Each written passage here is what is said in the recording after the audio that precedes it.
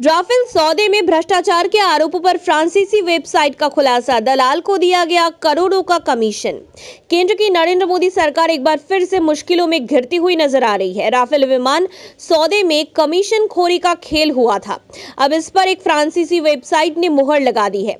कांग्रेस के पूर्व अध्यक्ष राहुल गांधी पिछले दिनों लगातार राफेल में कमीशन खोरी और भ्रष्टाचार के आरोपों को लेकर पीएम मोदी पर हमलावर थे।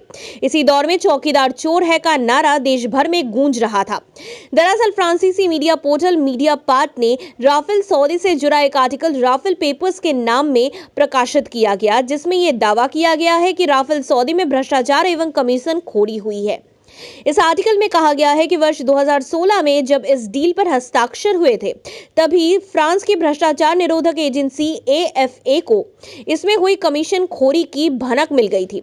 एएफए को पता चल गया था कि राफेल निर्माण करने वाली कंपनी दासो एविएशन ने एक दलाल को 10 लाख यूरो कमीशन देने पर सहमति जताई थी। हैरान करने वाली बात तो ये थी कि ये दलाल पहले से एक अन्य हथियार सौदे में गड़बड़ी का आरोपी था।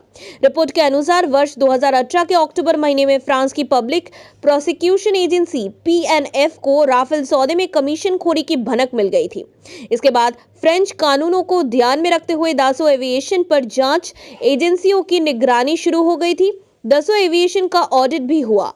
इस ऑडिट में क्लाइंट को उपहार देने के नाम पर 5,08,925 यूरो के खर्च का पता चला। रिपोर्ट में जो बात निकलकर सामने आई है, उसके अनुसार दासो एविएशन ने एएफए को जो बिल मुहैया कराया, वो भारत को डेफसी सॉल्यूशंस की ओर से दिया गया था। ये बिल राफेल के 50 मॉडल बनाने के लिए दिए गए ऑर्डर के काम का आधा था। इस काम के लिए प्रति मॉडल 20,357 यूरो का बिल थमाया गया।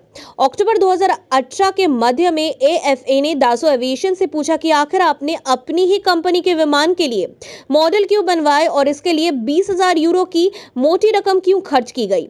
उनसे यह भी पूछा गया कि राफेल के इन मॉडल्स का क्या प्रयोग हुआ, इसे कहां लगाया गया। जिस वक्त देश के 5 राज्य में चुनाव चल रहे हैं, उसके बीच में राफेल विमान सौदे में भ्रष्टाचार एवं कमीशन खोरी का सामने आना भारतीय जनता पार्टी और पीएम नरेंद्र मोदी के लिए चिंता का सबब बन सकता है।